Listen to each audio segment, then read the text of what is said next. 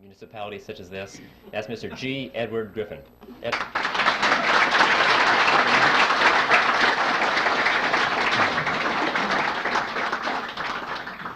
Well, thank you, Mike, and thank you, ladies and gentlemen. I don't know how to take that remark about age. You know, when Bill Jasper stands up and they announce him as the senior editor for the magazine, I know I'm in trouble. Well, we have a lot of material to cover, so I think I'll just sort of jump into this as quickly as possible. I need to warn you about something, though. Since this is being videotaped tonight, and we have a limitation on the length of the time on the videotapes, I have been instructed to divide this into two parts. The first part will last approximately 45 or 50 minutes long, and then we'll take a short break, I'm told, while they change tapes. And the next part we deliver next month. No, there'll just a few minutes break, and then we'll continue with part two. So I want you to know that's coming up. So, okay, now to the topic. Are you ready for this? Okay, so am I. So let's start with history. We'll go back to the 1st century BC, to a tiny kingdom called Phrygia. And it was in that kingdom that there lived a philosopher by the name of Epictetus. And it was Epictetus who said, appearances are of four kinds. Things either are as they appear to be, or they neither are nor appear to be, or they are but do not appear to be, or they are not and yet appear to be. Don't worry, no quiz on that. Well, that's what he said. When I read that statement for the first time, I thought to myself that surely if Epictetus were alive today, he would undoubtedly be a Harvard professor of money and banking. Because this is the kind of explanation we get, isn't it, when we try and figure out what's going on in the economy or what's going on with the Federal Reserve System. See, what Epictetus did is what is so commonly done with the experts in this field, is he took a relatively simple concept, but by the time he was through explaining it to us, we didn't have the foggiest idea what he was talking about. All he said, basically, was that appearances can sometimes be deceiving. That's all. We all know that. But he had to break it down into four component parts, explain that in two ways they are what they appear to be, and in other two ways they sometimes are not the way they appear to be, and they broke it down and we didn't understand what he's talking about.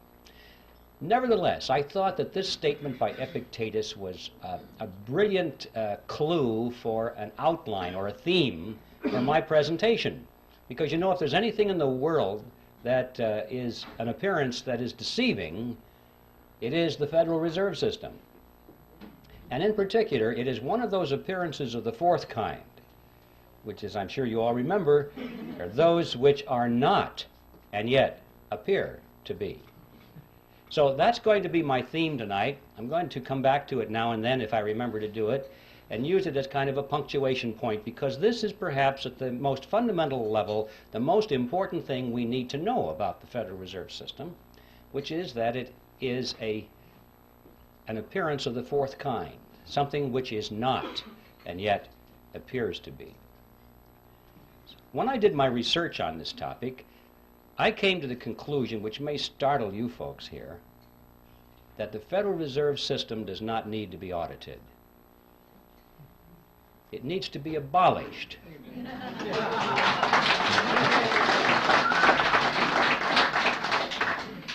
And the reason I say that is because I'm sure that if they audited the Federal Reserve System, they would find out that it's doing exactly what it's supposed to do.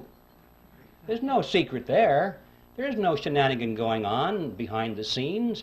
It's all out in the open. If we'll just study the Federal Reserve System on the basis of what we know already, if we'll read their literature, if we'll dig into the history, we find out that it's one of the greatest scams of all history. Out on the surface, it doesn't need an audit. An audit, I'm sure, would merely delay the process for a couple of years, give the American people the false impression that something is being done about this problem, and at the end of 2 years they'd say, well, the books are clean.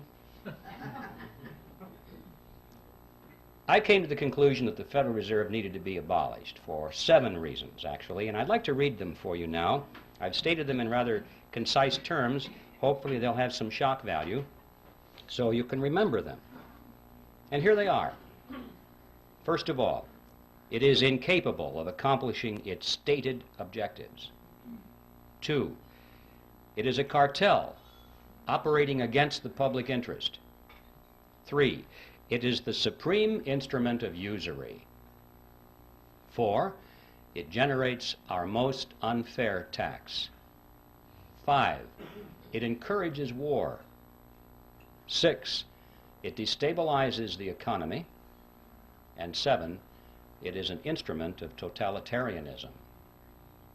Now, I don't know what you think about those 7 points. I know that a lot of you are totally in agreement with it. I can tell by your reaction.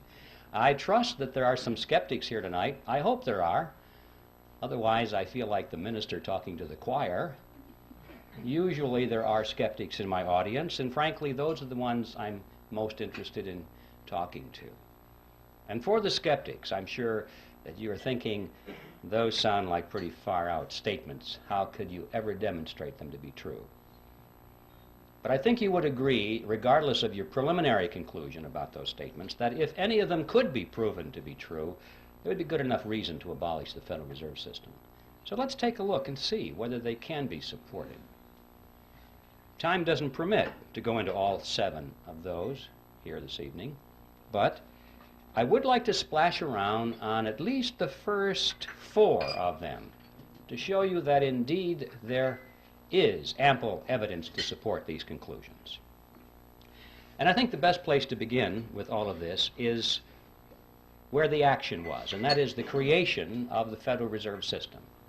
And that takes us directly to the title of my book, The Creature from Jekyll Island. You can almost hear the music being played in the background as they do some kind of a spot commercial to sell this book.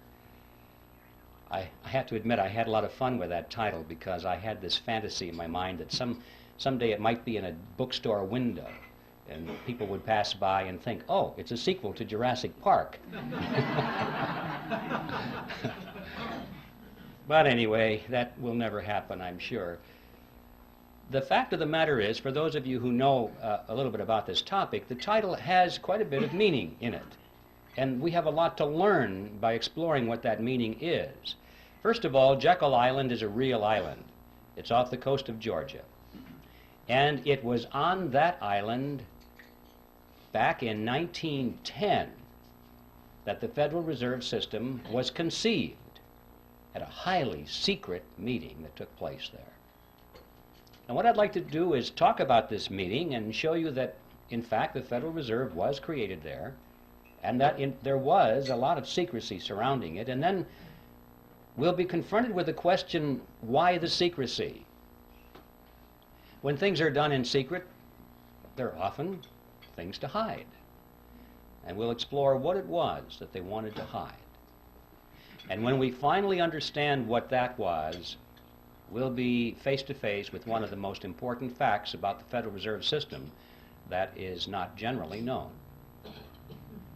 In 1910, Jekyll Island was privately owned by a small group of millionaires. In those days, they were millionaires. In today's dollars, they would be billionaires from New York. This is where their families went to spend the winter months. It was a resort island, a resort club. It was called the Jekyll Island Club. And there was a very elaborate clubhouse there, which was the center of their social activities. It's still there, by the way, if anybody wants to visit it. The island has been purchased by the state of Georgia, and this clubhouse has been renovated. It's a beautiful thing. And around this clubhouse, they had cottages, which were built by many of the families that belonged to the club. Cottages are not exactly the word I would have chosen to describe these structures. I remember on taking the tour through one of them, the guide said that there were 14 bathrooms in that cottage. So you have an idea of the kind of elegance that was there. In any event, the number of bathrooms has nothing to do with the story. I just get hung up on that because It's hard for me to imagine a cottage with that much running plumbing.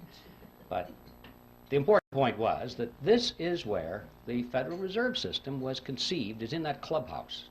So let's tell that story.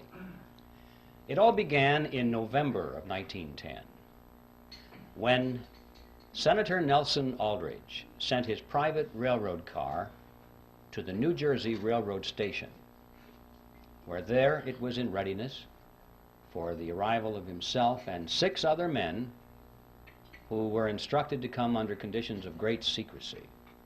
For example, they were told to come one at a time, not to be seen together, not to dine together on the night of their departure. If they had arrived at the same time, they were instructed to pretend as though they didn't even know each other. They were to avoid newspaper reporters, because these were well-known men, and had they been spotted by reporters, which often frequented the railroad station, especially had they been seen together, many questions would have been asked. One of the men carried a shotgun in a big black case, so that if he had been asked where he was going, he was prepared to say that he was going on a duck hunting trip. And the interesting thing about that little piece of the history is that this man, we find out later from his biographer, never fired a gun in his life. He even had to borrow that shotgun in order to participate in this deception. Even after they got on board the railroad car, this pattern continued. They were told to use first names only, not to use last names. And 2 of the men adopted code names completely. The reason for that is that they were afraid that the servants on board the train would recognize who they were if they used their last names. And they knew that if word leaked out in that fashion and eventually found its way into the press, the whole purpose of the meeting would have been completely destroyed. So absolute secrecy was essential. Well, the train traveled for 2 nights and a day on a 1,000-mile journey to the south, and when they awoke on the second morning, the car was on the siding, the railroad siding at Brunswick, Georgia. And from there they took the ferry boat across the inland strait to Jekyll Island and to the clubhouse.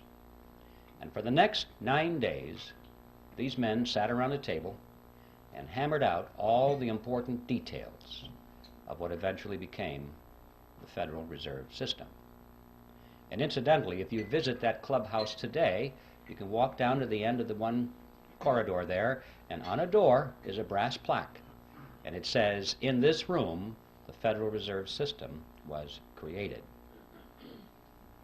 When they were done, they got back on board the train, back to New York, and disappeared. And for quite a few years after that, these men denied that any such meeting ever took place.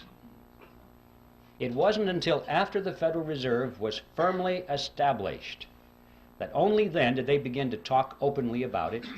They wrote books on it. One of them wrote a magazine article, and they gave interviews to newspaper reporters. And so now, many years later, it's possible for us to go to the public record and find in print detailed descriptions of what happened at that meeting. Well, who were these men? The first one I've already mentioned, the one with the railroad car, Senator Nelson Aldrich, who was the Republican whip in the Senate. He was also chairman of the National Monetary Commission, which was that special committee of Congress which was created for the purpose of proposing legislation which was to reform banking. That was the idea. Banking needed reform. And the American people were greatly concerned in those days over things that were going on in the banking industry. People were losing their money in the banks because they weren't keeping their promises to hold their deposits in reserve. There were runs on the bank, and the banks couldn't pay the people back. But most of all, they were concerned over the concentration of financial power that was in the hands of a small group of very powerful and large banks in New York on Wall Street. This is what they called the money trust. That was the name, and it was a very popular expression in the newspapers. And quite a few politicians were elected to office on their campaign promise to break the grip of the money trust. President Wilson was one of those politicians, by the way. So, that was the purpose of the National Monetary Commission, which was to propose legislation which eventually became the Federal Reserve Act to break the grip of the money trust over the financial markets of America. Aldrich was a business associate of J.P. Morgan. He was the father-in-law to John D. Rockefeller, Jr., which means, of course, that eventually he became the grandfather of Nelson Rockefeller, our former vice president. You remember his full name was Nelson Aldrich Rockefeller, so he derived his middle name from his famous grandfather. The second person at the meeting was Abraham Piatt Andrew, who was Assistant Secretary of the Treasury. He later became a congressman, but he was very prominent in banking circles. Frank Vanderlip was there. He was the president of the National City Bank of New York, which was the largest and the most powerful of all the banks in the country, representing the financial interests of William Rockefeller and the international investment firm of Kuhn, Loeb and Company. Henry Davison was there. He was the senior partner of the J.P. Morgan Company. Charles Norton was present. He was the president of the First National Bank of New York, which was another one of the giants. Also, there was Benjamin Strong, who was the head of J.P. Morgan's Bankers Trust Company. And incidentally, 3 years later, when the Federal Reserve System was finally created, he became the first head of the system. And finally, there was Paul Warburg, who was probably the most important of all the men there because of his knowledge of banking as it was practiced in Europe. Paul Warburg was born in Germany. He eventually became a naturalized American citizen. He was a partner in Kuhn, Loeb and Company. He was a representative of the Rothschild banking dynasty in England and France. And through all the years of his banking in America, he remained in very close contact with his brother, Max Warburg, who was the head of the Warburg Banking Consortium in Germany and the Netherlands. Paul Warburg was one of the wealthiest men in the world. And those of you who are Little Orphan Annie fans, you'll remember Daddy Warbucks. Well, Paul Warburg was the real Daddy Warbucks, after whom that character was named. And everyone at the time knew it. I have his photograph in the book. If you'd like to compare his picture to the drawing rendition of Daddy Warbucks, you'll see the similarity between Warbucks and Warburg. And also, while we're on the subject of cartoon characters, anyone who's played Monopoly will remember the drawing of the capitalist with the handlebar mustache and the cigar. That's J.P. Morgan. Those are the 7 men who were on Jekyll Island, and as incredible as it may seem, they represented approximately 1/4 of the wealth of the entire world. And these are the men that sat around a table on Jekyll Island and created the Federal Reserve System. What's going on here? Should arouse our curiosity a little bit. It didn't just happen. Well, speaking of it just happening, for the skeptics, you're probably wondering, did it really happen that way? Perhaps Griffin is exaggerating this to make a point. Well, yes, it really happened that way, and to illustrate that, we could go to a lot of documentation, but to simplify this, I'd like to just read for you a short excerpt taken from one article written by Frank Vanderlip, who was one of the attendees at that meeting. And this was written in the Saturday Evening Post, and it appeared on February 9, 1935. And this is what Vanderlip said. I do not feel it is any exaggeration to speak of our secret expedition to Jekyll Island as the occasion of the actual conception of what eventually became the Federal Reserve System. We were told to leave our last names behind us. We were told further that we should avoid dining together on the night of our departure. We were instructed to come one at a time, and as unobtrusively as possible, to the railroad terminal on the New Jersey littoral of the Hudson, where Senator Aldrich's private car would be in readiness, attached to the rear end of a train to the south. Once aboard the private car, we began to observe the taboo that had been fixed on last names. We addressed one another as Ben, Paul, Nelson, and Abe. Davison and I adopted even deeper disguises, abandoning our first name. On the theory that we were always right, he became Wilbur and I became Orville, after those two aviation pioneers, the Wright brothers. The servants and train crew may have known the identities of one or two of us, but they did not know all, and it was the names of all printed together that would have made our mysterious journey significant in Washington, in Wall Street, even in London. Discovery, we knew, simply must not happen. Well, why? What's the big deal here? What's wrong with a group of bankers getting together in private and talking about banking or banking legislation? And the answer to that question is provided by Vanderlip himself in the same article. He said, if it were to be exposed publicly that our particular group had got together and written a banking bill, that bill would have no chance whatever of passage by Congress. Why not? Because the purpose of the bill was to break the grip of the money trust. And ladies and gentlemen, it was written by the money trust. It's as simple as that. Had that fact been known from the very beginning, the public would never have accepted it as a means of breaking the grip over the money trust. And we would never have had a Federal Reserve System because the scam would have been exposed from the beginning. This was like having the fox build the hen house and install the security system.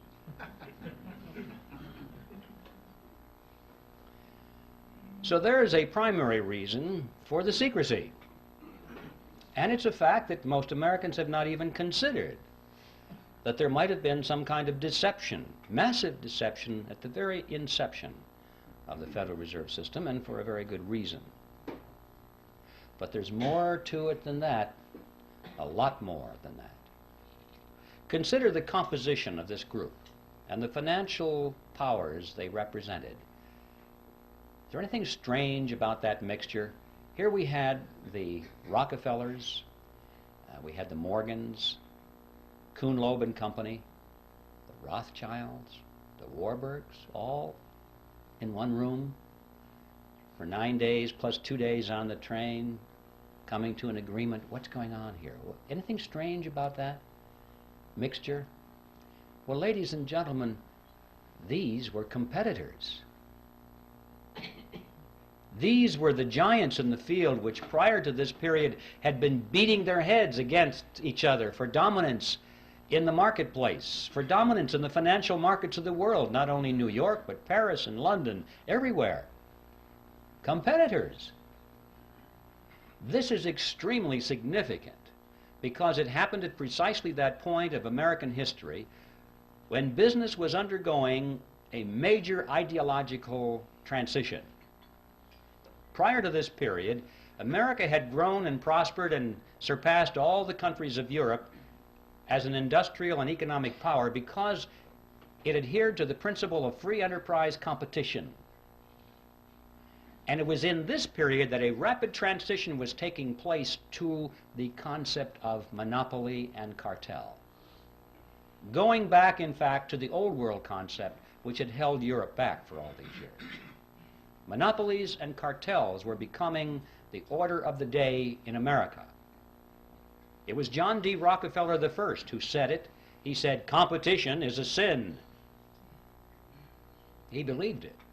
All of his biographers quote him on that one, by the way. And he and others of these industrialists of the period were devoting all of their time to the elimination of competition. They did not believe in free enterprise competition at all. They knew that the road to riches and power was through the elimination of their competition. And if they couldn't beat their competition out, then they tried to buy them up. If that didn't work, they joined with them in a shared monopoly, and that is a cartel, a shared monopoly.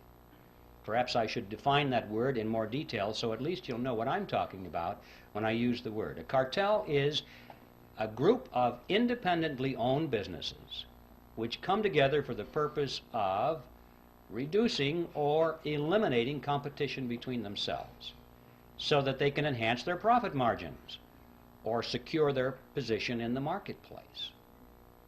And they do this by price fixing. We won't compete on price. Or they divide up geographical markets or products and services. For example, if we were forming a cartel here, I might say, well, I get the north and you get the south. We won't compete. Or I might insist that I get to produce the gizmo, but you can produce the widget. And we won't compete. Or we'll share patents and processes. We won't compete. And every time we agree to eliminate one area of competition between ourselves, we move closer and closer together until finally we are as one industry insofar as the marketplace is concerned, even though our component parts are independently owned. And that is a cartel. And so that enhances our profits. We can get more for our products and services than we could in the arena of free enterprise competition. And of course, the other side of that coin is that the public pays more for those products or services than they would otherwise. And that is just as true in a banking cartel as it is in any other kind of cartel.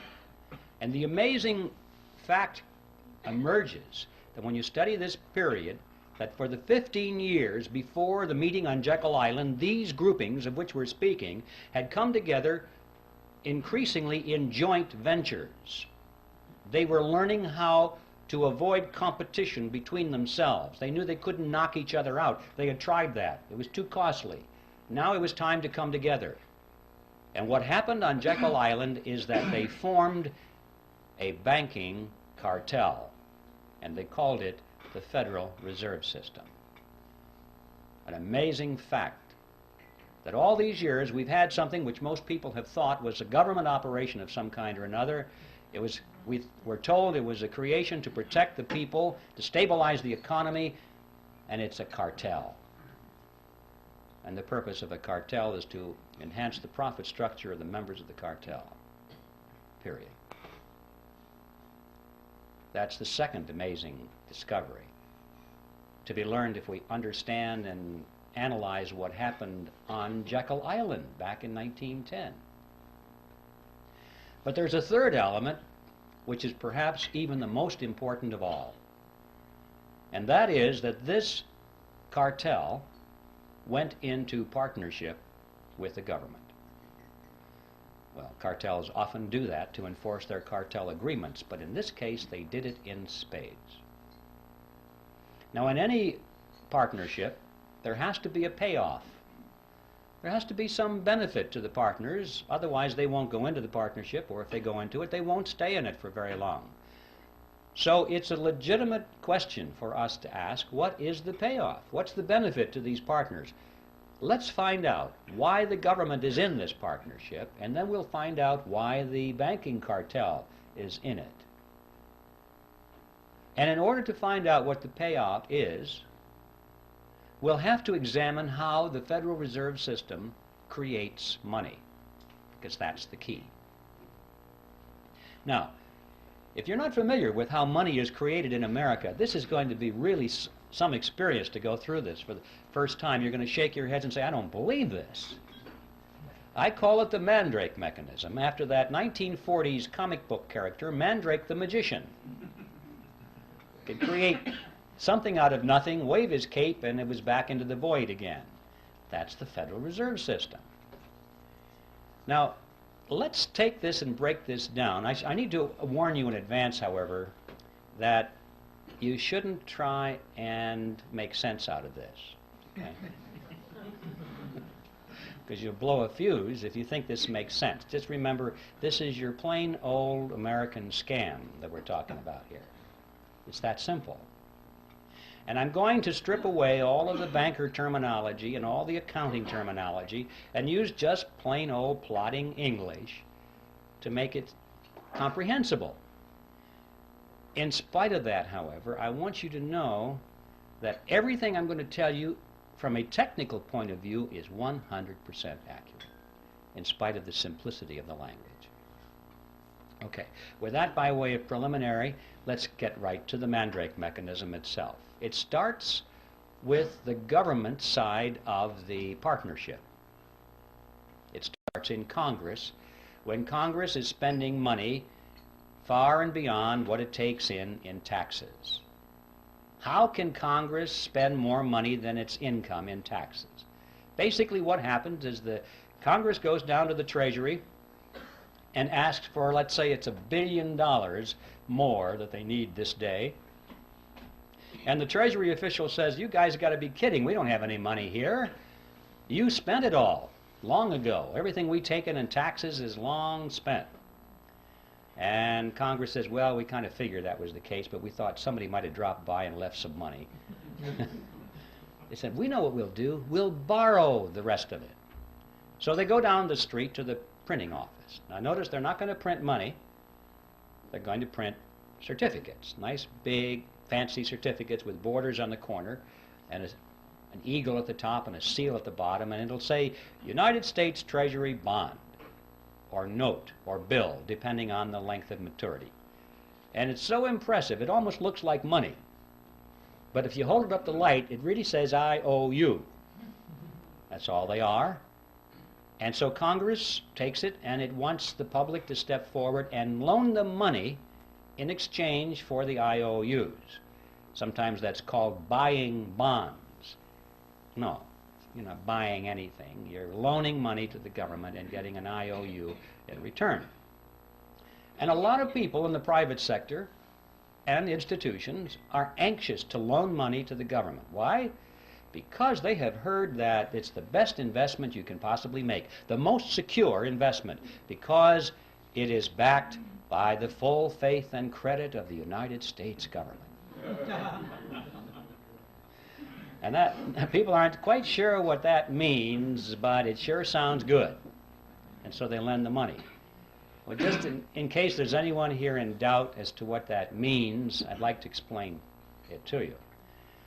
The full faith and credit of the United States government means that the federal government solemnly promises to pay you back your money plus interest. If it has to take everything you've got in the form of taxes to do it, it will do it. It's a promise to tax you. And people don't think this thing through. They think, oh, it's wonderful. It's a wonderful investment, and I'm going to get some of my money back.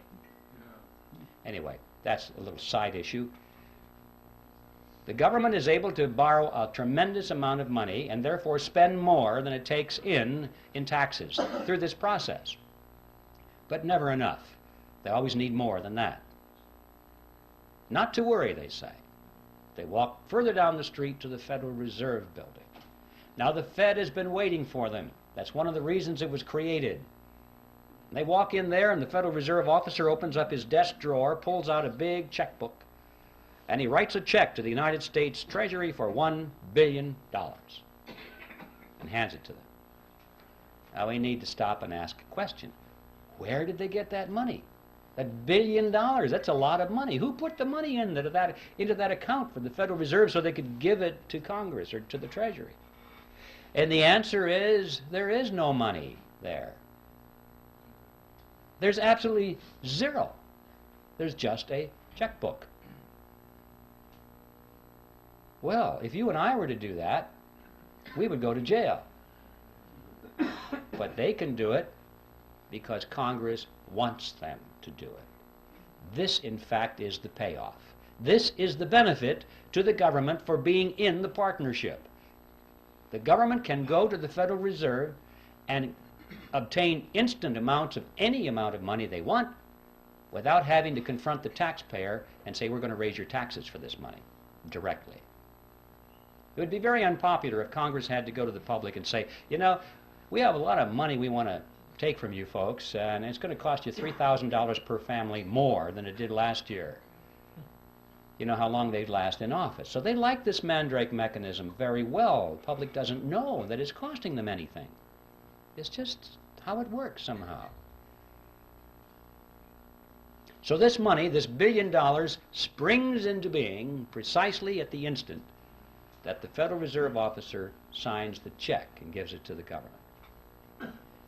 Now let's see where the banking cartel benefits from this partnership. We'll go back to that $1 billion check and follow it. The Treasury official deposits it into the checking account of the federal government. And immediately all the computers start to whir and the ledgers show that the government now has a $1 billion deposit, $1 billion in its account, and so therefore it can write checks up to $1 billion. Government checks start flowing. Let's just follow a $100 check.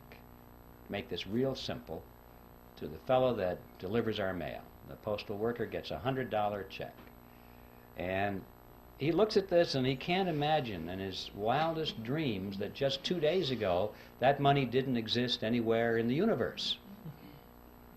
But it's a government check now, and it's very spendable. So he takes it and deposits it into his private checking account at the local commercial bank. Now this money is out of the Federal Reserve mechanism per se, out of the government side of the partnership, and it gets into the private banking side of the partnership. $100 has been deposited. Now the action heats up. The banker looks at that and he goes over to the loan window and he opens it up and he says, "Attention everybody, we have money to loan." And that's good news for a lot of people because that's one of the reasons we go to the bank, isn't it? To borrow money. So it's good news when there's money available. And the banker says, "We have $100 deposited, but don't worry folks, we can loan you more than that. We can loan you up to $900. Well, how? How can you loan out up to $900 when you only have $100 deposited? Well, it's not difficult if you're in the Federal Reserve System. Here's how it works. The Federal Reserve says that the member banks must keep no less than 10% of their deposits in reserve. So there's $100. They keep 10% in reserve, $10. And they can loan up to $90, right? So we loan it to you, ma'am. You borrowed $90. What do you do with it? Well, you want to spend it. So you want to write a check on it. You've deposited it into your checking account so you can write a check. In many cases, it might be put directly into your checking account. But now there's $90 deposit, in addition to the $100 that was deposited to start this chain. Now we've got the $90 that was loaned as another deposit. Well, the Federal Reserve says that you only have to keep 10%, so we keep 10% of the 90 and loan the other 90%, and the person that borrows that puts it right back into the bank as another deposit. Well, the Federal Reserve says you only have to keep 10%, so you know, this goes around and around and around to the revolving door until finally the whole action is played out. And the bottom line is when that $100 deposit comes in from the postal worker, the banks in essence can loan up to $900 because $100 is the reserve and that's 10% of 1,000, so they can loan the balance or the difference, which is $900. Now where does that money come from? Well, same place. It springs into being precisely at the point where the loan is made. It didn't exist before, anywhere. Now notice the important thing here. The money that's created out of nothing and given to the government spends for its purposes. But the money that's created out of nothing by the banks is not spent by the banks, it's loaned by the banks to you and to me, and we pay interest on it. Not too shabby. Interest on nothing. I wish I had a magic checkbook like that, where I didn't have to have any money, just a checkbook. And I could write checks, $10,000, $20,000, $100,000 all day long and loan them to you folks, and you pay me interest on it. You see? Not too shabby at all. This, in fact, is the payoff to the commercial banks in the cartel. This scam has become legitimized by law, and we're told it's a wonderful thing. We think our banking system is wonderful. but it's a scam. Not only interest on nothing, but perpetual interest on nothing, because notice, once this money is created, if you pay it back, they have it on their ledger as a credit. They can loan it out again to somebody else, and the whole object is to keep loaned out. They don't like the money not loaned out because you can't earn interest on it. When it's in the inkwell, it doesn't do them any good. So remember, there's nothing here except ink in the well or electronic impulses in the computer. That's all there is. So they're collecting interest on that. But that's not the end of the process. That is how money is created in America, but that's not the end of it because it has consequences. What impact does that have on us? Are we involved in this in any way? Well, yes, we are. I've heard people say, gee, those fellows are really smart. I guess they deserve to be rich. You know, as though it didn't affect them in any way. Let's follow it. This money that's created out of nothing goes into the economy, and it dilutes down the value of the dollars that were already out there. It's like pouring water into the pot of soup. It dilutes the soup. And so the economy is diluted by these new dollars, and prices start to go up, or they appear to be going up. It's the process called inflation. I say appear to go up because prices really don't go up, ladies and gentlemen. What's happening is that the value of the dollar goes down. Right. That's what we're witnessing here. If we had a real monetary system, real money backed by gold or silver or anything of tangible value, coffee cups, anything that couldn't just be created out of nothing behind our money, you would find that the purchasing power of that money would remain constant over a long period of time. And to illustrate that point, it's interesting to know that if we had lived in ancient Rome and had a 1-ounce gold coin, we would have been able to buy a fine toga, a handcrafted belt, and a pair of sandals. That was the price. So today, what can we buy with a 1-ounce gold coin? We can walk into any men's store and buy a really fine suit, a handcrafted belt, and a pair of shoes. The real price of these items hasn't changed in thousands of years when expressed in terms of real money. But when expressed in terms of these things we carry around, we call them dollars. They're not. They're really Federal Reserve notes. They buy less and less and less because they keep creating more and more and more of them, and they dilute the economic soup. But we still haven't followed this to the end of the trail. We've lost some purchasing power through this thing called inflation. But how many people ask the question, who gained it? Did anybody gain our lost purchasing power, or did it just evaporate and go up to heaven somewhere? Somebody gained it, didn't they? But we don't know who. Let's follow it. The people who gained our lost purchasing power were those who were at the point where this fresh money was injected into the economic soup. Those at the nozzle get dollars that look the same as all the other dollars, and they have them first, and they can spend them at full purchasing power. But by the time the person who gets those dollars then gives them to the next person and the next person, it goes out toward the edge of the pot, where most of us are, and it gets diluted down. But the ones up there at the nozzle are the ones who have gained our lost purchasing power. Who are they? Well, we know that the government is one of them.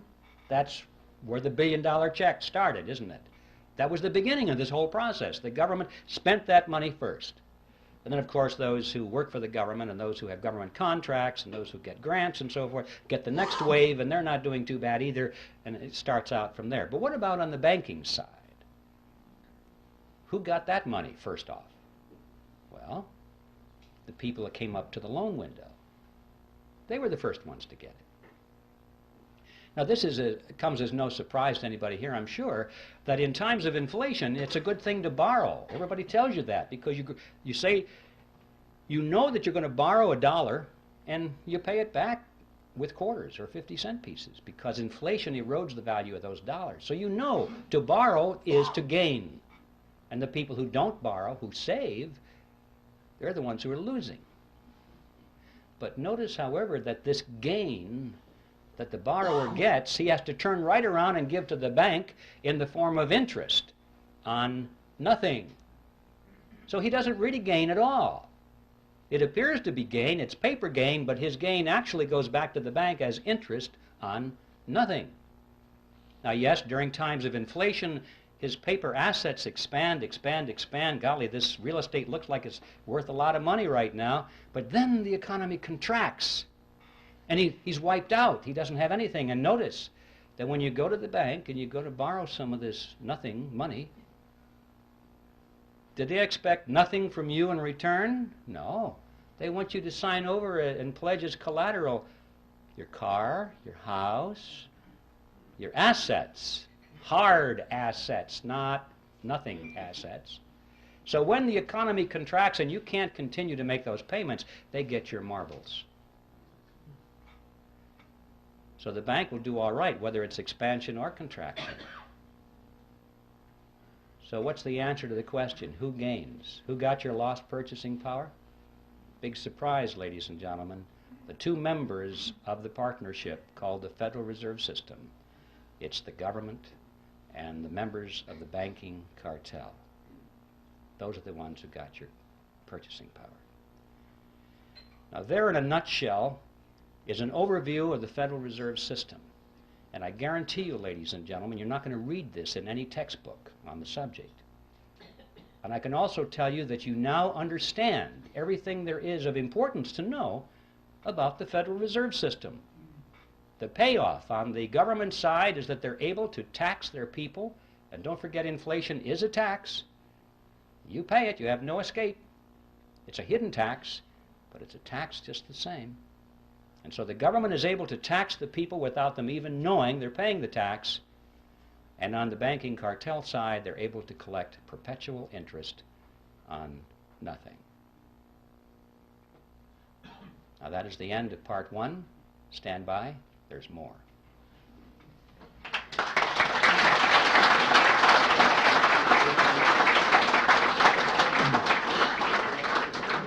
Ladies and gentlemen, we'll take a 5-minute break, and let's keep it to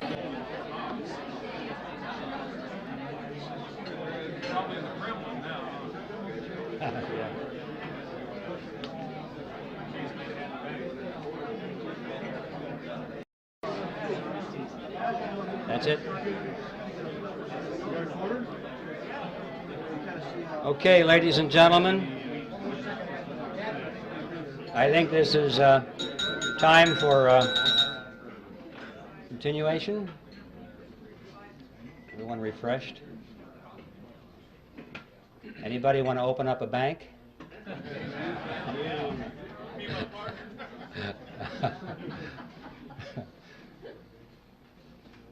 All right, part two. We'll go back to Jekyll Island. We have much to learn there. In fact, if we just analyze what happened on Jekyll Island, we can figure out almost everything that's going on today, even though that happened back in 1910. And one of the things that they had to resolve there was what to call this creature of theirs. This partnership between government and the commercial banks was not new with the Federal Reserve System. In fact, this concept was created back in Europe in the 16th century, and it was perfected with the Bank of England in 1694. This is the kind of thing from that date forward that all of the governments of Europe adopted. Now, they didn't call it a Mandrake mechanism like I do. They called it a central bank. That's the technical name for this partnership. If you want to look this process up in a textbook or an encyclopedia, you'll find it listed under central bank. So the central banks were created in Europe in the 16th century. And there's very good reason for that. The kings and the princes of Europe discovered from hard experience that they could raise the taxes of their subjects only so far and then there was a ceiling. They had a tax revolt on their hands. There was resistance, and they had real revolution or revolt on their hands, and they tended to lose their jobs or their heads. So that was it, folks. 40%, 43% seems to have been the natural limit. However, once they got the central bank mechanism worked out, this was a whole new ball game. Now the lid was off, and they were able to collect 50%, 60, 70, and in some cases 80% of everything that their subjects produced. And their subjects did not revolt, did not resent it even, because they didn't know that they were paying this tax through a process called inflation. All they knew was that the prices were going out of sight, and they had no inkling that it was their government in combination with the private banks that were taxing them in this fashion. And so, see, this became a method of hidden taxation, which has continued to this day to be extremely popular with big spending governments. And so this became the modus operandi in Europe from that date forward. Now, when they met on Jekyll Island, it was very clear in their mind that they were creating a central bank. But they had a problem, what to call it, because Congress was already on record as saying they did not want a central bank in America. I don't think the congressmen really understood what that meant, but they had heard the phrase, and they knew that that's what they had in Europe.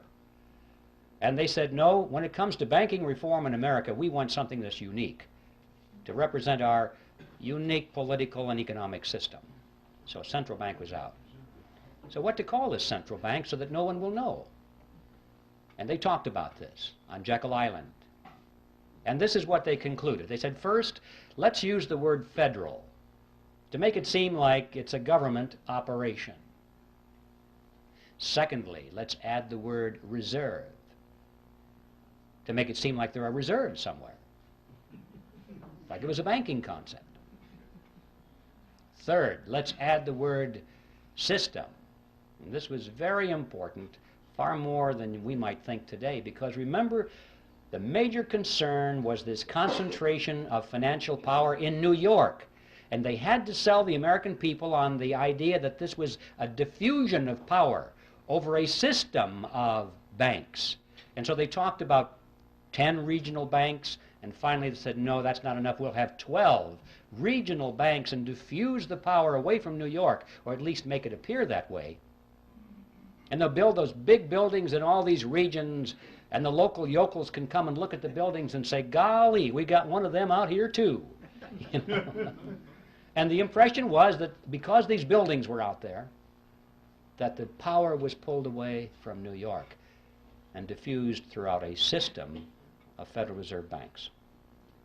Well, as you've heard said many times by now, what we wound up with was not federal, there are no reserves, it's not a system at all in the sense of diffusion of power, and the Federal Reserve banks aren't even banks. So on all four words, we're dealing with appearances of the fourth kind. Brilliant strategy. The next step was to sell this creature to the American people. And the first draft of the Federal Reserve Act was called the Aldrich Bill, sponsored by Senator Aldrich, of course. And this was against the good advice of Paul Warburg, who said, Nelson, if you put your name on this bill, it's going to get voted down in Congress because you are so closely identified with the power of big business. It'll be voted down. And apparently, Aldrich's ego was too big. He must have said, well, no, after all, I'm respected in the Senate, and I am the chairman of the National Monetary Commission. And for whatever reason, he insisted on having his name on it. I think he wanted to go down in history as the originator of the Federal Reserve System. But Warburg was right. Voted down, thumbs down right away, because he was a representative of big business. Well, this was a minor setback. They took their bill, they scrambled the paragraphs around a little bit, they took Aldrich's name off of it, and found a couple of Democrats to sponsor the bill. Now this was different. See, Aldrich was a Republican, And everyone knew that the Republicans represented big business.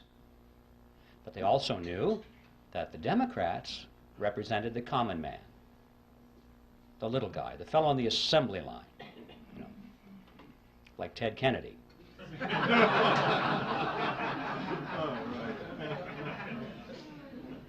So they found a couple of millionaire Democrats to sponsor the bill. They got Carter Glass from the House and Senator Robert Owen, who was a very successful banker. And now they sponsored the bill. It was the Glass-Owen bill, and this was different. This was a Democrat bill, and it began to receive very popular consideration in Congress. Next, Aldrich and Vanderlip began to give speeches and statements to the press condemning the bill that they had written. They said, this will ruin the banks. This will be terrible for the nation. And by the time this was printed in the newspapers, the average person read that and said, oh, I guess the big bankers don't like this bill very much. It must be pretty good. You know, you have to give these people credit. They were not stupid. They didn't get to be where they were through stupidity. They understood mass psychology, they understood politics, and they played their cards exceedingly well. Next, these same individuals who were condemning the bill were privately financing it. They were behind all the lobbying activities in Washington. They personally paid for the creation of what was called grassroots study clubs that came up all over the country, held public meetings, and disseminated brochures extolling the virtue of the Federal Reserve Act. They gave large amounts of money to some of the better-known universities and created new departments of economics, handpicked their own people to be the professors, to chair those departments, and then those men began to speak publicly and write scholarly essays about how wonderful the Federal Reserve System was. And then, at the insistence of Paul Warburg, who was always the master strategist in this, they added several good provisions to the act. When I say good, I mean provisions which restricted the power of the Federal Reserve System to create money out of nothing. The kind of provisions you and I might have endorsed. And Warburg's associates said, Paul, what are you doing? We don't want those things in there. This is our bill. And his response was classic. He said, relax, fellows, don't you get it? Our object here is to get the bill passed. We can fix it up later. That's exactly what he said. When no one is looking, everyone is focusing on the bill now. Let's get it in. Fix it up later, and indeed he was right. It was because of provisions such as those that they won over the support of William Jennings Bryan, who was the leader of the populist movement, a real defender of the common man, in his mind at least. He looked at that bill, and previously he had opposed it because he said it was the bill of the bankers. They would create money out of nothing, he said. And he looked at those provisions and he said, oh, well, I guess with those in there, I can support the bill. And with the elimination of his opposition, the road was cleared, and it was inevitable what would happen. They did fix it up later. Since the Federal Reserve Act was passed, it has been amended over 100 times, and nobody has noticed. All of those original provisions, which were sound, were long ago removed, and many, many more have been added which greatly expand the power and reach of the Federal Reserve System. A big bunch was added back in 1980. It just extends the power of the federal government to areas that you can't even imagine. We're talking previously about being able to create money out of government debt, American government debt.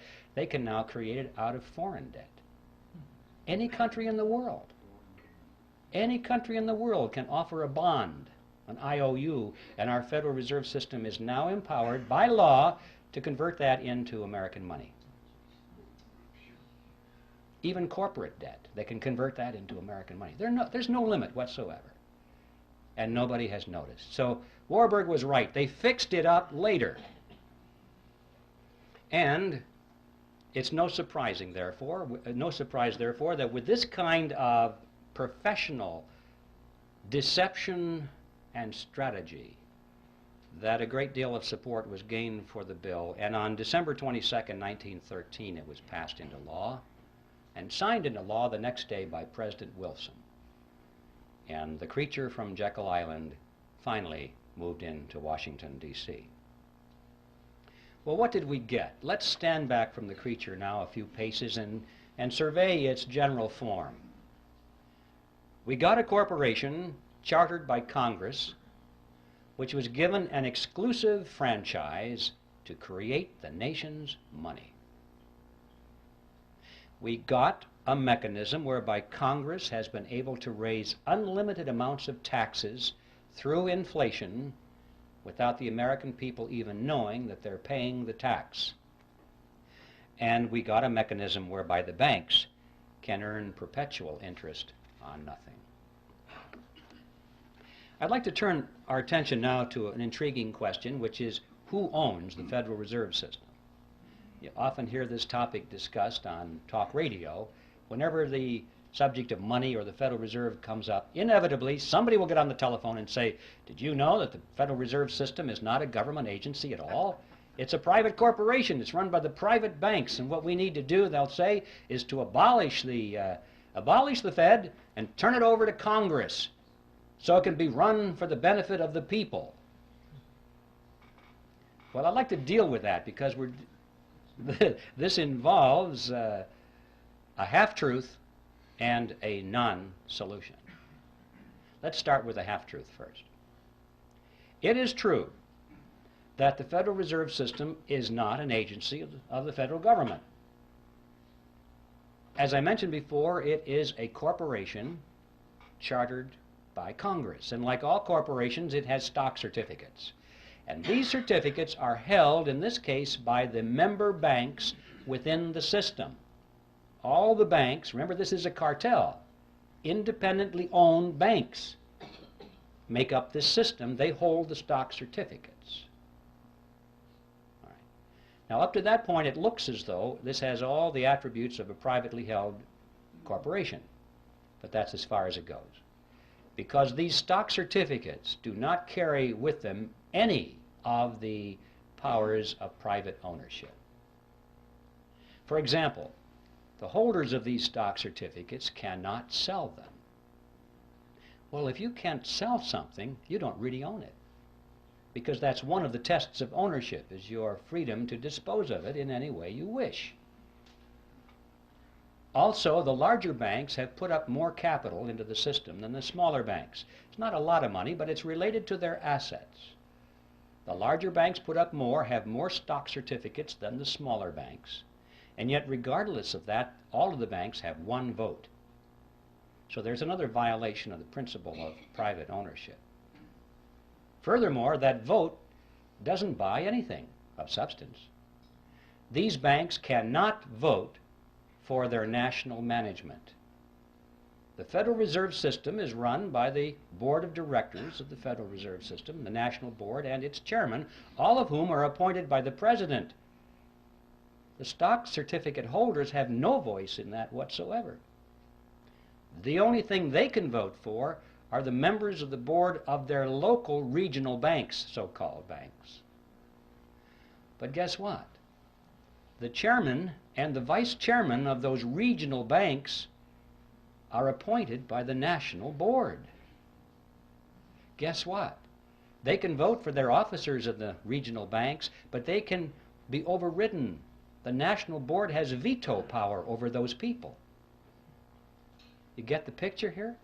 In spite of this sales job, of this diffusion of power over the 12 regional banks, these banks have no power at all. It's all concentrated in the national board. The only thing that the regional banks can do, according to their charters, of any substance, is to set the interest rates within their regions. But guess what? Even that is subject to veto by the national board. So you come to the conclusion that these people at the national board are not authorized to do anything except play golf. See, that's the way it was designed. This fiction of this diffusion of power throughout the system was just to sell it to the American people in 1913. It's a vestige. It serves no function whatsoever today at all and was never designed to. So we don't have a corporation in the strict sense of the word, a privately held corporation. And we don't have a government agency in the strict sense of the word. So what do we have? Well, the fact is we have a hybrid. It's a mixture. It's half government and it's half private.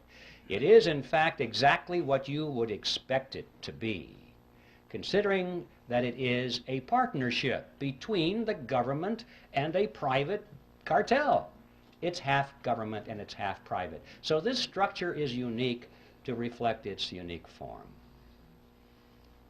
But this isn't so important as to who owns it, how many shares of stock, and what the voting is.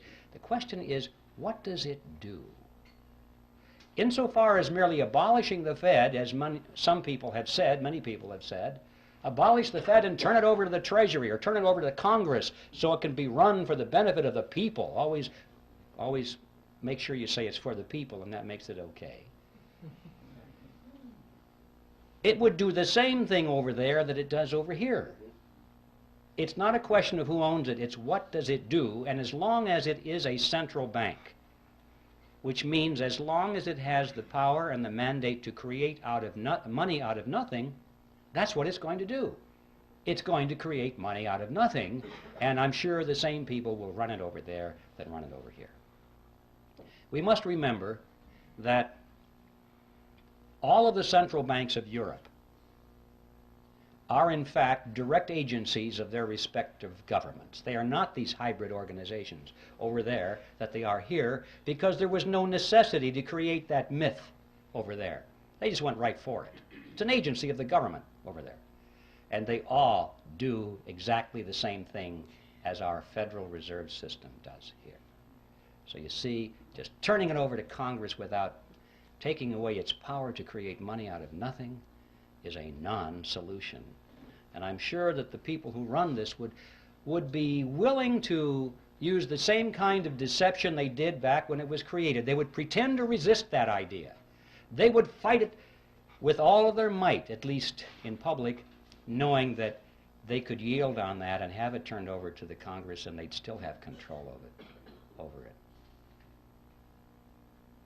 So that is a non-solution. I'd like to talk now about what the objectives of the Federal Reserve System are, because if we're going to say it's going to, if it were turned over to Congress, it would pursue the same agenda. What is that agenda? Extremely important thing to focus on, because we're told that the purpose of the Fed is to stabilize the economy. And everybody kind of believes that.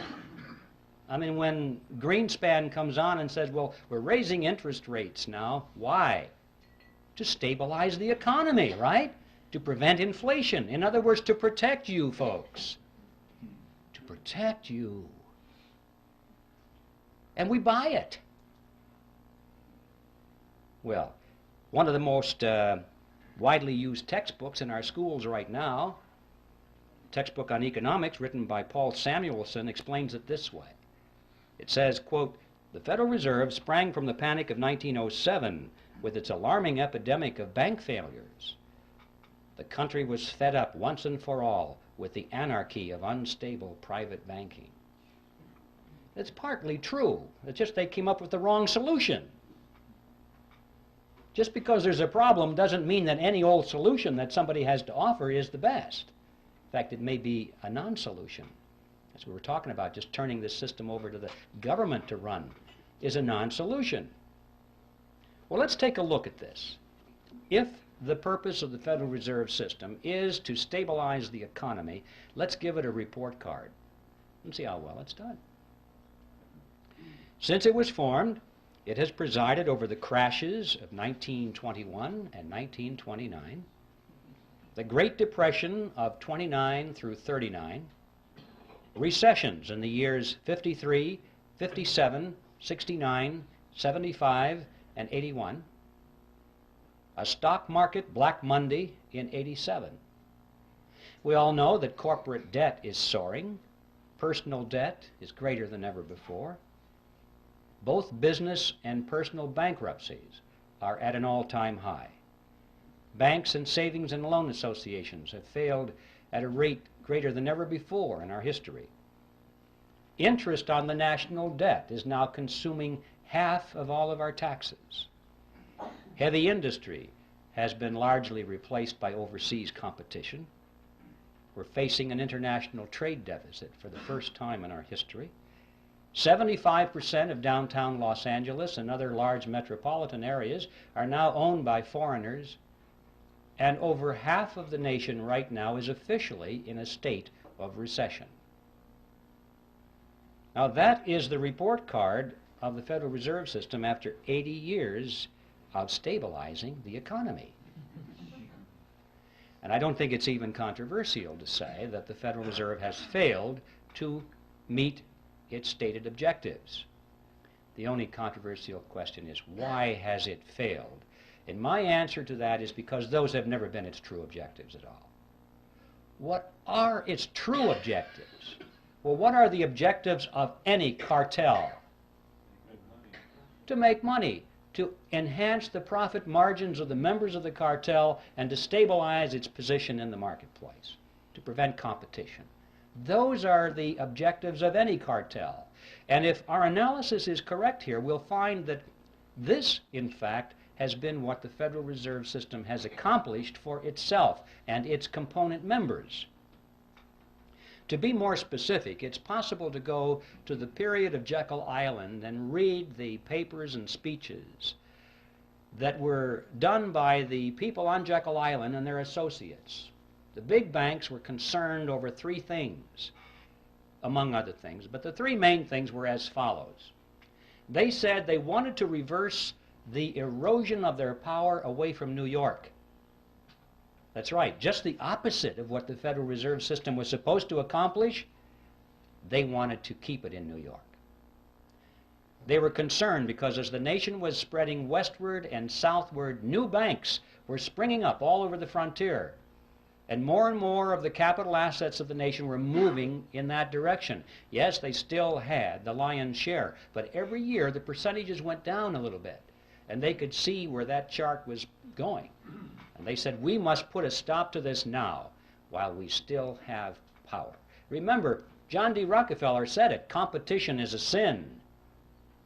And competition from the new banks in America was something that had to be stopped. See, one of the purposes of the Federal Reserve System was to control the competition from the new banks. And this is a good place to emphasize that when I'm talking about the cartel, I'm primarily talking about the big banks in New York that created it, and the international banks as well, the ones in Europe. I'm not talking about your bank down the street that ever since the system was created has struggled and struggled under the regulations of the system, which were designed primarily, to some extent, to squeeze the competition out or to keep it in its place. And you've seen that process going on throughout the years. We have fewer and fewer banks all the time, little ones getting gobbled up by the big banks. So that was objective number one. Number two, they wanted to reverse the trend of what is called private capital formation. Now, what that means is simply this. It means that people in those days were using their own savings instead of going to the bank and borrowing. Corporations in particular found that it was better for them to withhold some of the dividends from their stockholders each quarter, put that money into a sinking fund, let it accumulate, or let the capital form, as they say, capital formation, and then use their own money to build the new factory or launch a research and development project or whatever, instead of going to the banks. And the banks were extremely concerned over this trend. They racked their brains. How do we get businesses to come back to the banks and borrow money again? And their answer was quite simple. If you were a banker, you would know how to do that. The answer is to lower interest rates, to make those rates so attractive that you'd be crazy not to go to the bank and borrow the money at those interest rates. It's so much easier than saving. Well, why didn't they just lower interest rates? Because that was 1913, ladies and gentlemen, and they couldn't. Money was real money in those days. It was backed by gold and silver. There was no lever on it. No man, no group of men, no politicians, no bankers could arbitrarily affect interest rates. Because it was backed by gold and silver, the money was, and they couldn't just create it out of nothing. You see, under those conditions, interest rates are the product of the forces of supply and demand in a free market economy. Nobody has control over it. And that's why the politicians hate money that's backed by gold and silver. They cannot manipulate it.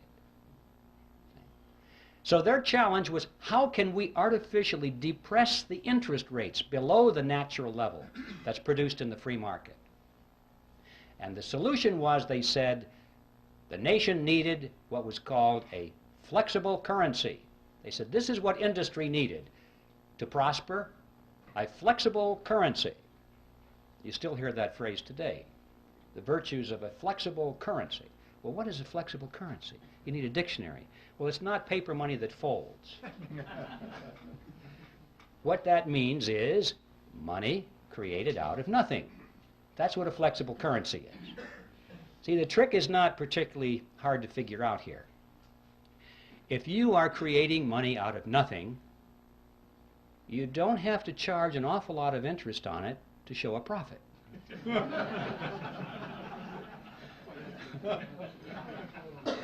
See, it's as simple as that. So, with a flexible currency, now they have a lever on it, and they can jack the interest rates down, down, down, so that it's attractive, and they're still making plenty of profit on it because it didn't cost them anything. And they have reversed the trend toward private capital formation. And the third objective that they spoke about in those days was how to pass on the inevitable losses within the banking system, to pass those losses on to the taxpayer in the name of protecting the people. Now, let's give the Federal Reserve System another report card with these objectives in mind and see how well it has done.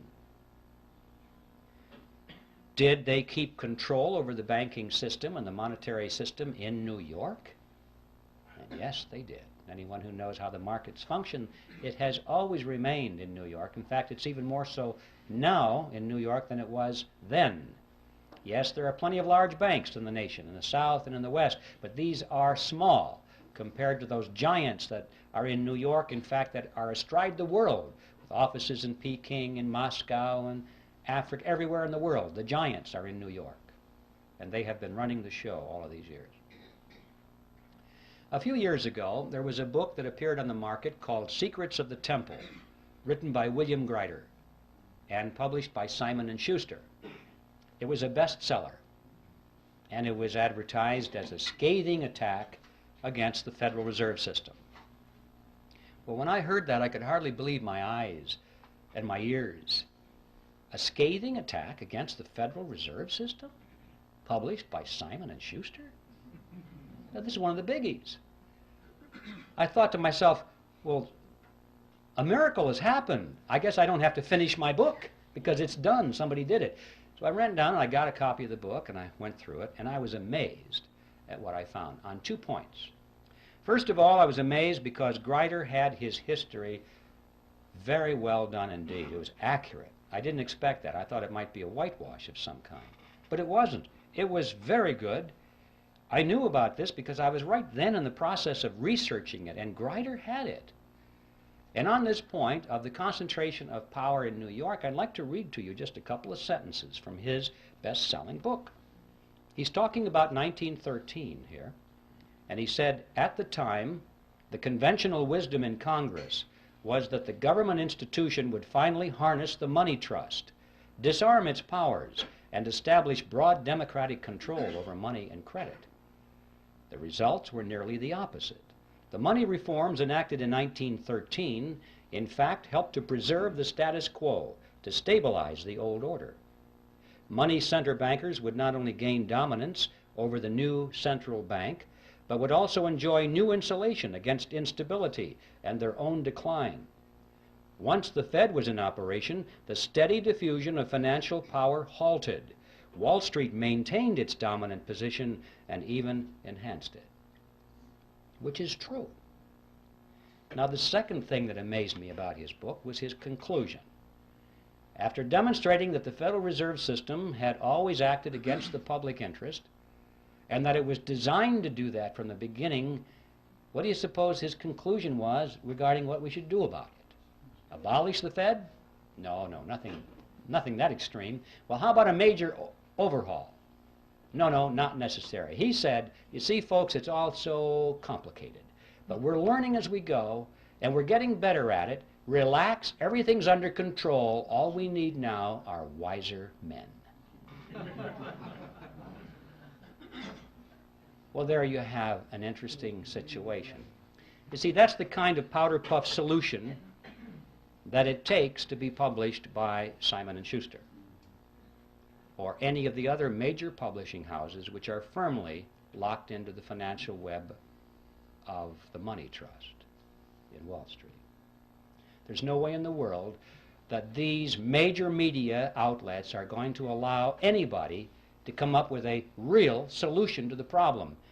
Now, I need to digress here just for a second because we have a lot to learn from this, not just in the field of the Federal Reserve System, but in many other areas of concern to our nation in these critical days ahead. It's not enough just to point with alarm. It's not enough just to say, well, this is historically true, and it's not enough to lead the charge if you don't lead it anywhere. See, these people don't care how much you expose their scams or their conspiracies or their plots if you have no solution. If your only solution is, well, now I told you about it, now just vote Republican, you know? If that's it, nothing's going to happen, is it? Till we look behind party labels. In other words, wiser men, whatever that means. This is controlled opposition, ladies and gentlemen, and it's something that's been going on for a long time. These people are smart enough. Remember, they sold this Federal Reserve System in the face of opposition, and they did it by deception. They're smart enough to control their own opposition or to create their own opposition if necessary, so they can lead it nowhere. I'll just leave that thought with you because it's something we need to be very aware of in the critical days ahead. Let's get back to the Federal Reserve. It gets an A on its report card for objective number 1, which is to maintain control over the money markets in New York. Did they reverse the trend toward private capital formation? Boy, did they ever. With interest rates brought down periodically to such attractive levels, individuals and corporations have been enticed away from saving their own money and going to the bank. You'd be a fool not to get that money at those low interest rates. Of course, then the economy contracts and things go a little sour now and then, and the fruit falls from the tree, and they pick it up. They get all your marbles. They get all your assets, your houses, your cars, your factories, your stocks, and your bonds. That's one of the reasons we've had so many bankruptcies in the decades past. Even those companies today which are hanging in there by the skin of their teeth because it's all they can do to make payments to service their debt to the banks. Notice that many of those companies are now sending more money to the banks as interest on their loans than they send to their stockholders as dividends on their stocks. Think about that. The banks which created the money out of nothing, no effort at all, no risk really of anything, are making more money out of these giant industries than the people who worked for the money, sacrificed, saved the money, invested it, and risked it. And yet the money is going to the banks. Yes, the Federal Reserve System, in fact, gets an A on its report card for reversing the trend toward private capital formation, and they did it with a flexible currency, just as they had planned to do it. And what about the third objective, which was to pass the losses onto the taxpayers in the name of protecting the people? That is something which I call in my book Operation Bailout, the game called bailout. You may have noticed every time a large bank gets into trouble, not the small banks, they're dispensable.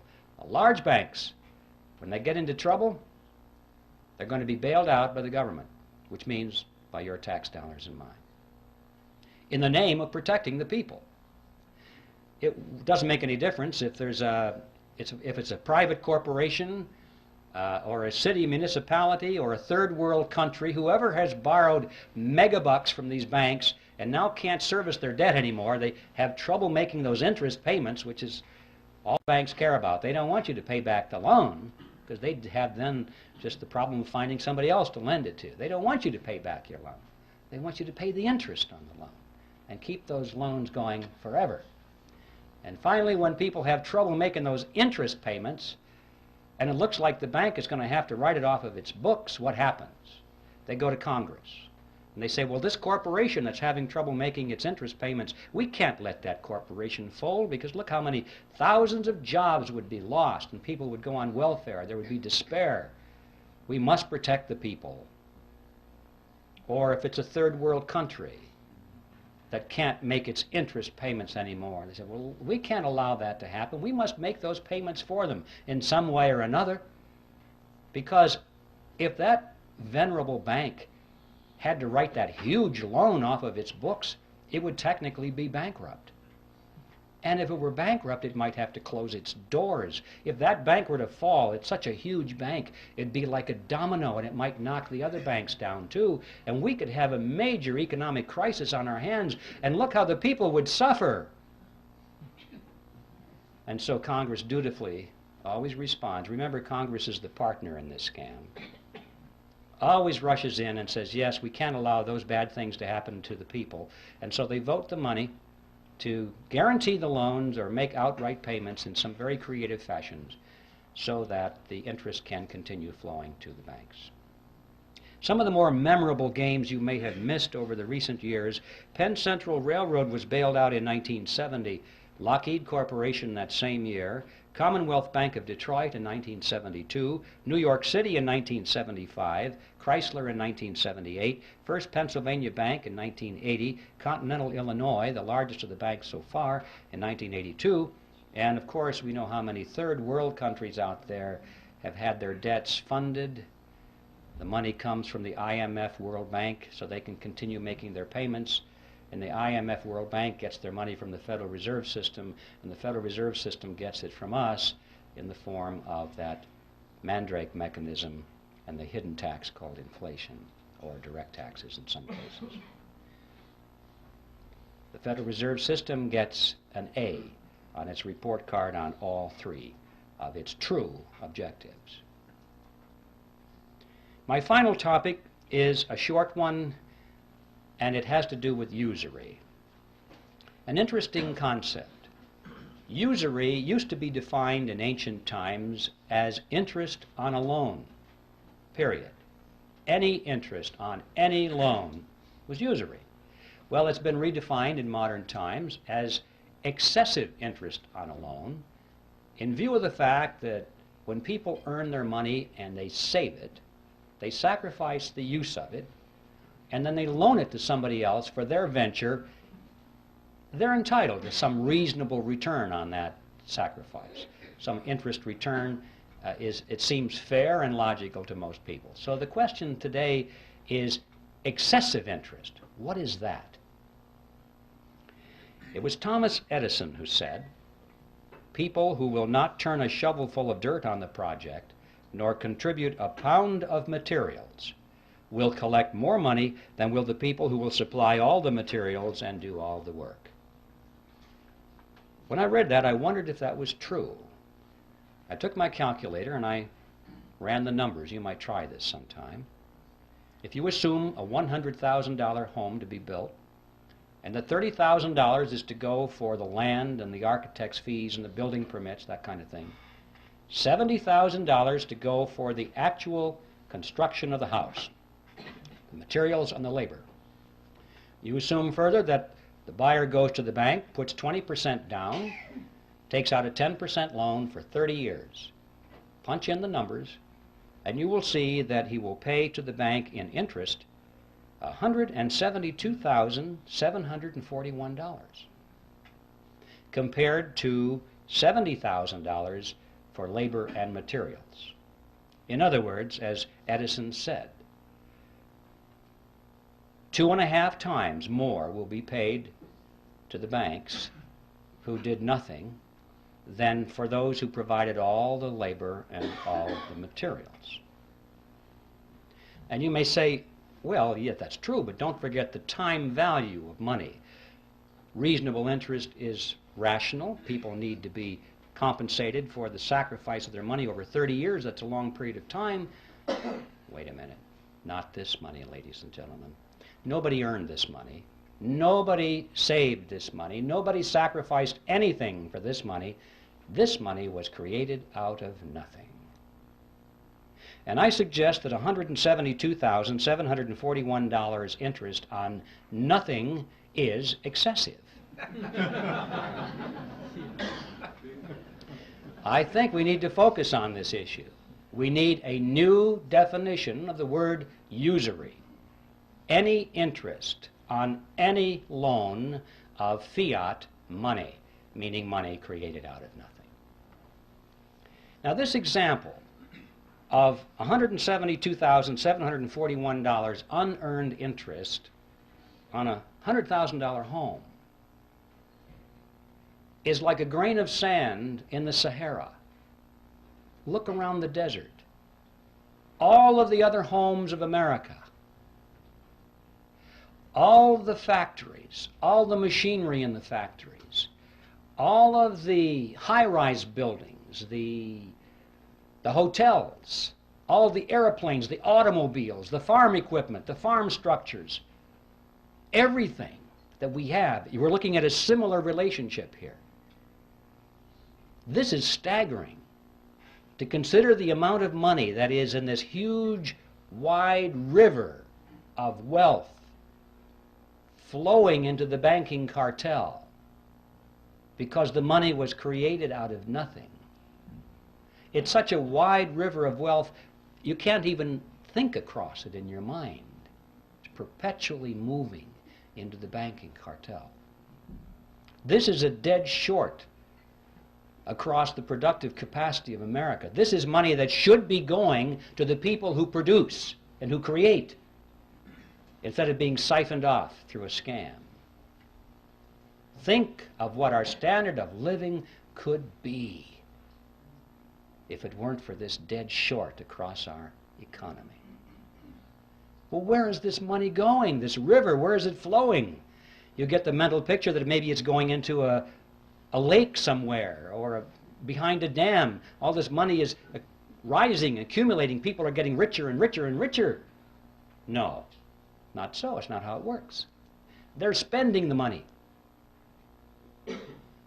What are they spending it for? Well, they're not spending it for more yachts and more mansions. That's not it. I mean, they got rid of the mansions back on Jekyll Island. They got bored with those things.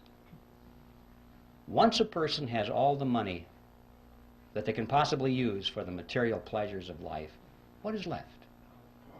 Sure, power. Absolutely. They are spending this money for power, ladies and gentlemen, to acquire power over you and me and our children. They're literally buying up the world with it. But I don't mean they're buying up the real estate or the hardware. They're buying up control over people. Technically, in sociological terms, they're buying control over the power centers, which means those groups and institutions through which people live and work and follow leadership and accept information. People are always associated in groups, and they work in groups, they move in groups. And these groups have heads of them, leaders. And this money has been going for many years to acquire influence, if not control, over the leaders of these power centers in society. So they can, therefore, indirectly influence and control you and me. Specifically, that means they have been spending this river of wealth very freely to buy control over politicians, political parties, television networks, cable networks, newspapers, magazines, publishers, wire services, motion picture studios, universities, labor unions, church organizations, trade associations, labor unions, tax-exempt foundations, multinational corporations, Boy Scouts, Girl Scouts, you name it. Make your own list. I guarantee you, if you have a large, influential organization which influences people, you will find that this river of wealth has been flowing partly into an attempt to acquire control over the leadership of these institutions and organizations, especially those which are offered as opposition, especially those which supposedly are to stop this whole process from happening. Now, this has not only been going on in America, but this has been going on in every nation of the world, pretty much in the industrialized nations as it has gone on here. But I'd like to call your attention to what's been happening in the so-called third world, or the underdeveloped nations. This process is now complete. It's not going on, it's finished. They literally have bought those nations. Have you ever wondered what's going on there with the IMF, World Bank? Every once in a while on the back page of the newspaper you read that Congress once again authorized another $100 billion or so to go to the World Bank. And then it explains very carefully that this money is being used for humanitarian reasons. It's being used to uplift the standard of living of these poor people.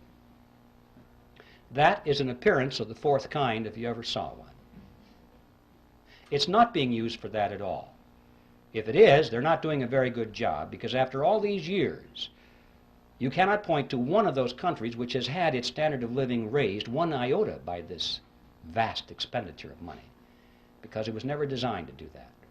The money does not go to the people. It does not go to the industries or the businesses of those countries where it might have a chance of raising the standard of living.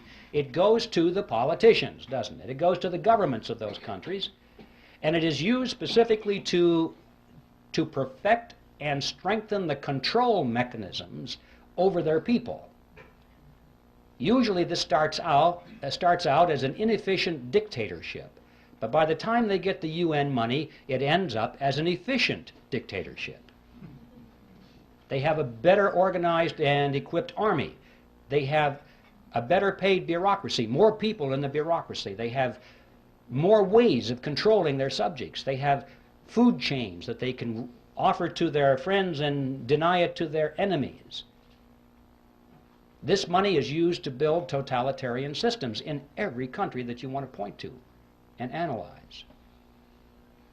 You see, these people, these leaders of these countries, for the most part, couldn't care less about the standard of living of their subjects as long as they live well. They live in their mansions, have their yachts, their jet aircraft, and they go to New York and live in the Waldorf Astoria while they attend United Nations meetings. They're very happy with that. They have no ideology. Communism, socialism, fascism, capitalism, what difference does it make? Where's the money? That's it with these people. We know how welfare families in this country can be second, third generation families, and there's no hope at all of getting them off the dole because they can't imagine any other way of life. This happens at the international stage, too. We're dealing with countries now that are second, third, in some cases fourth generation welfare governments. They don't know how to survive unless that money comes free through the International Monetary Fund and the World Bank, means from us. There's no way in the world they're going to break free from that. These countries, ladies and gentlemen, have already been purchased, lock, stock, and barrel, in this fashion, and they are now in place in the New World Order. And they're simply waiting for us to show up. And that's the other side of the coin, because not only does this transfer of wealth to these countries from us not raise their standard of living, but it does in fact help to lower ours. And this too is part of the plan. A strong nation is not a candidate for surrendering its sovereignty. But if a nation can be brought to its knees, if it is hungry, desperate, if it has chaos on its streets, if it has political turmoil, then the people in that nation will much more likely accept any solution that's offered to them by their government or by a world government. If there's anarchy in the streets, as we saw in Watts, in Los Angeles, people were joyous when the soldiers showed up. They were joyous because this now was an end to anarchy. It was a dress rehearsal. They won't care whether the helmets on these people are blue or brown. If it says UN on the side, that won't make any difference. They'll say, thank God for the UN finally brought and restored peace to our streets. And if people are hungry and they're out of work and they don't know what to do in the economy, they'll be so thankful for a UN monetary unit which has purchasing power a little bit. Thank God for this UN money, because the old American dollars are kaput. Don't know what to do with it. This is the plan, ladies and gentlemen, to weaken America. And so that's the process. And I'm mentioning this because I want to emphasize to you that what is going on here has nothing at all to do with wealth. The name of the game now is power. Well, now what are we going to do about this? Obviously, if we just restrict our attention to the subject which is ours tonight, the Federal Reserve System, the answer is clear. We have to slay the creature, but how are we going to do that? The creature was created by Congress, and that's how it's going to be slain. Congress can do it and will do it if we build enough fire under those chairs in Washington. I think it was Clyde Watts, General Clyde Watts, years ago, said, he was speaking of judges in those days, but he could have as well talked about congressmen. He said, they may not see the light, but they can feel the heat. And this is true. I don't know if you folks know, well, I know many of you folks here know all about the TRIM committees, which are part of the John Birch Society. They have proven themselves to be excellent ways of getting some of these big spenders out of Congress. It just happened. We saw, but I think it was 30 of them replaced. Not entirely because of TRIM activity, but believe me, it had a lot to do with it. This is something that works. And even those that didn't come up, that didn't get replaced, they're having their voting records changed. I don't have the name here, unfortunately, but I heard just the other day there was some congressman. We had the letters shown to us there. Here was a guy with his voting record it was very bad. He was voting for big government and higher taxes. And the TRIM committee started to hand out his TRIM bulletins in his district, and it was at a gun show. And he came over and says, take those things off the table. And he was irate. He said, well, we can't do that, Congressman. That's your report card, you know. And he wrote a real nasty letter or two, and they had copies of it. And he said, you know, I think that these TRIM bulletins are good for one thing, and that's to line the bottom of the birdcage. That's what he said. The next election, his report card was all good. He decided, I can't get rid of these TRIM bulletins. He's changed his voting, and the next report card was good. He straightened out. He had no particular principles, but these fellows put their finger to the wind, and they can tell which way it's blowing. If he wanted to be reelected, he had to get into step. And I know that a lot of these people go around saying, well, I've been trying to warn my constituents of this danger for many years, once the fire is built under their seats. So that is a very important program, and we can do it simply by exposing the voting records of these people and not just taking their words. Now, all of this, of course, this whole program requires an informed electorate, and that doesn't just happen. You don't inform the electorate just by wanting it to happen. You have to have quality educational materials. You have to know that they're accurate. You have to be able to rely on them. You have to have an organization to prepare and distribute these materials. They just don't go out on their own. I mean, I could have written this book, for example, and it would have just stacked up in my garage without the Speakers Committee, without the Birch Society's programs and its chapters and its people in place, its coordinators. It takes organization to make these things happen. And of course, not the least of which it takes leadership, which has proven its ability and its expertise, particularly its integrity, so it can offer real solutions instead of non-solutions, and leadership which is not going to be purchased and run by the opposition. And of course, that is the mission of the John Birch Society. If there's anybody here who's not a member yet, I just want to tell you that the Society is an ideological army, and the time has come to enlist. I think it was Patrick Henry who put it pretty well. He said, "Our brethren are already in the field. Why stand we here idle?" Now, the bad news is that time is running out. It used to be that I told people that about some of these problems, and they would say to me, could never happen in America. You're just exaggerating, you know. And now they say, how much time do you think we have left? Because you can see it. It's all around us. The New World Order is being built around us. We have a world army being built, a world court being built, a world taxing authority being built, a world trading authority being built. It's being built all around us. You realize right now, as we speak, over half of our standing military is now serving under foreign officers. This thing is going rapidly, ladies and gentlemen. So, we're running out of time. But the good news is, we still have time. We still have time, and we have the freedom to work. We can do it if we'll work like the Dickens, like our freedom and our lives depended upon it. They do. That's precisely what does depend on it. So instead of being sour about how late the hour is, we should rejoice over the fact that we still have freedom. We still can meet like this. We can hold public meetings. We still have elections. We can still throw these scoundrels out. So what we need to do now is just get to work and do that which we must do. We can still overthrow the government of the United States every 2 years without firing a single shot if we'll simply discharge the responsibility of citizenship, which comes along with being free men. So that's my message with you, ladies and gentlemen, and that is that whatever it is you plan to do for your freedom or your country, do it now. And a good place to begin is to send Epictetus back to Phrygia. And let's convert that mammoth appearance of the fourth kind into a disappearance of the first kind. Thank you.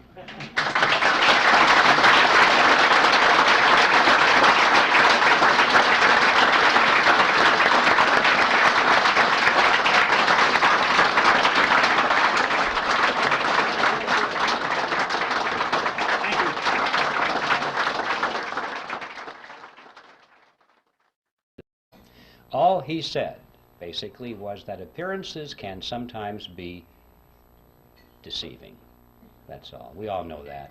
But he had to break it down into 4 component parts, explain that in 2 ways they are what they appear to be, and in other 2 ways they sometimes are not the way they appear to be, and they broke it down and we didn't understand what he's talking about. Nevertheless, I thought that this statement by Epictetus was a brilliant clue for an outline or a theme for my presentation. Because you know, if there's anything in the world that is an appearance that is deceiving, it is the Federal Reserve System. And in particular, it is one of those appearances of the fourth kind, which is, I'm sure you all remember, are those which are not and yet appear to be. So that's going to be my theme tonight. I'm going to come back to it now and then if I remember to do it, and use it as kind of a punctuation point, because this is perhaps at the most fundamental level the most important thing we need to know about the Federal Reserve System, which is that it is an appearance of the fourth kind, something which is not and yet appears to be. When I did my research on this topic, I came to the conclusion, which may startle you folks here, that the Federal Reserve System does not need to be audited. It needs to be abolished.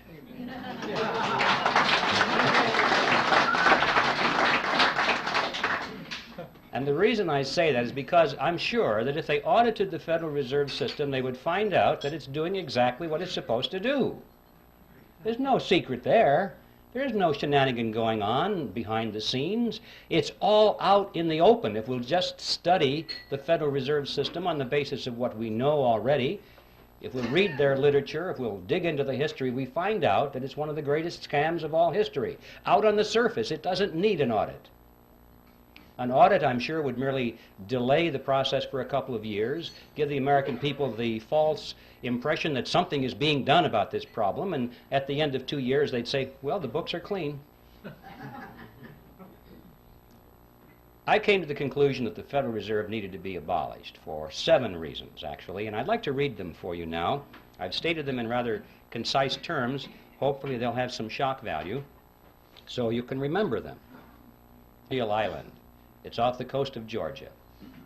And it was on that island back in 1910 that the Federal Reserve System was conceived at a highly secret meeting that took place there. And what I'd like to do is talk about this meeting and show you that, in fact, the Federal Reserve was created there, and that there was a lot of secrecy surrounding it, and then we'll be confronted with the question, why the secrecy? When things are done in secret, there are often things to hide. And we'll explore what it was that they wanted to hide. And when we finally understand what that was, we'll be face to face with one of the most important facts about the Federal Reserve System that is not generally known. In 1910, Jekyll Island was privately owned by a small group of millionaires. In those days they were millionaires.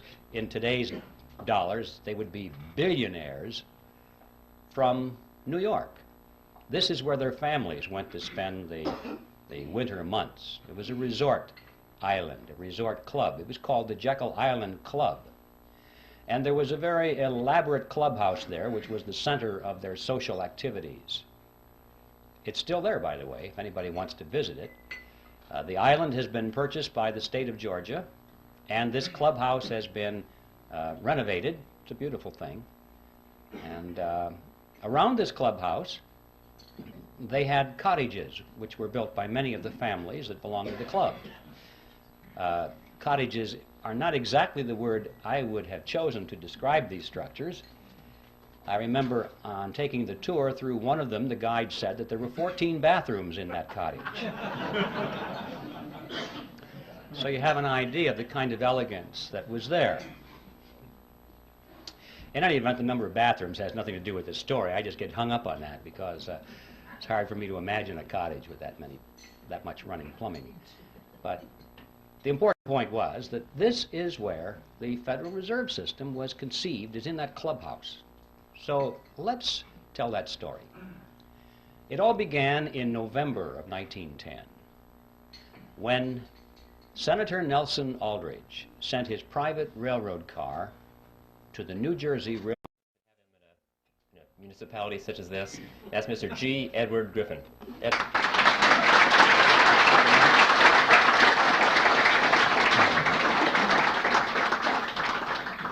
Well, thank you, Mike, and thank you, ladies and gentlemen.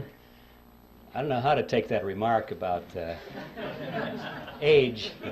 You know, when Bill Jasper stands up and they announce him as the senior editor for the magazine, I know I'm in trouble.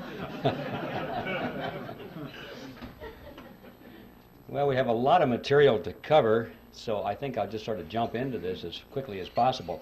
I need to warn you about something, though. Since this is being videotaped tonight, and we have a limitation on the length of the time on the videotapes, I have been instructed to divide this into 2 parts.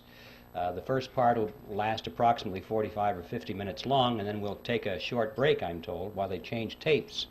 And the next part we deliver next month. No, there'll just a few minutes break, and then we'll continue with part 2. So I want you to know that's coming up. So, okay, now to the topic. Are you ready for this? Okay, so am I. So let's start with history. We'll go back to the 1st century BC, to a tiny kingdom called Phrygia.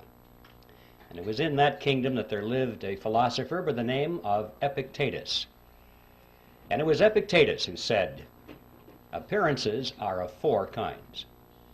Things either are as they appear to be, or they neither are nor appear to be, or they are but do not appear to be, or they are not and yet appear to be. Don't worry, no quiz on that. Well, that's what he said. When I read that statement for the first time, I thought to myself that surely if Epictetus were alive today, he would undoubtedly be a Harvard professor of money and banking. Because this is the kind of explanation we get, isn't it, when we try and figure out what's going on in the economy or what's going on with the Federal Reserve System. See, what Epictetus did is what is so commonly done with the experts in this field, is he took a relatively simple concept, but by the time he was through explaining it to us, we didn't have the foggiest idea what he was talking about. Railroad station, where there it was in readiness for the arrival of himself and 6 other men who were instructed to come under conditions of great secrecy. For example, they were told to come one at a time, not to be seen together, not to dine together on the night of their departure. If they had arrived at the same time, they were instructed to pretend as though they didn't even know each other. They were to avoid newspaper reporters, because these were well-known men, and had they been spotted by reporters, which often frequented the railroad station, especially had they been seen together, many questions would have been asked. One of the men carried a shotgun in a big black case, so that if he had been asked where he was going, he was prepared to say that he was going on a duck hunting trip. And the interesting thing about that little piece of the history is that this man, we find out later from his biographer, never fired a gun in his life. He even had to borrow that shotgun in order to participate in this deception. Even after they got on board the railroad car, this pattern continued. They were told to use first names only, not to use last names. And 2 of the men adopted code names completely. The reason for that is that they were afraid that the servants on board the train would recognize who they were if they used their last names. And they knew that if word leaked out in that fashion and eventually found its way into the press, the whole purpose of the meeting would have been completely destroyed. So absolute secrecy was essential. Well, the train traveled for 2 nights and a day on a 1,000-mile journey to the south, and when they awoke on the second morning, the car was on the siding, the railroad siding at Brunswick, Georgia. And from there they took the ferry boat across the inland strait to Jekyll Island and to the clubhouse. And for the next 9 days, these men sat around a table and hammered out all the important details of what eventually became the Federal Reserve System.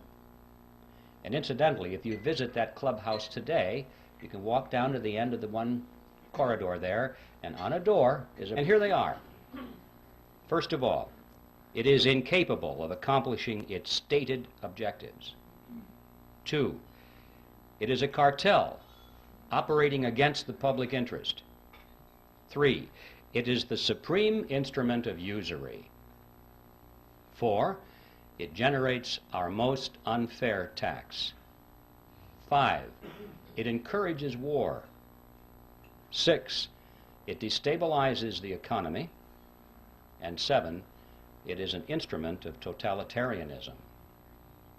Now, I don't know what you think about those 7 points. I know that a lot of you are totally in agreement with it. I can tell by your reaction.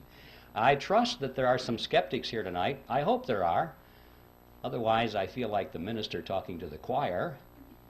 Usually there are skeptics in my audience, and frankly, those are the ones I'm most interested in talking to. And for the skeptics, I'm sure that you're thinking, those sound like pretty far-out statements. How could you ever demonstrate them to be true?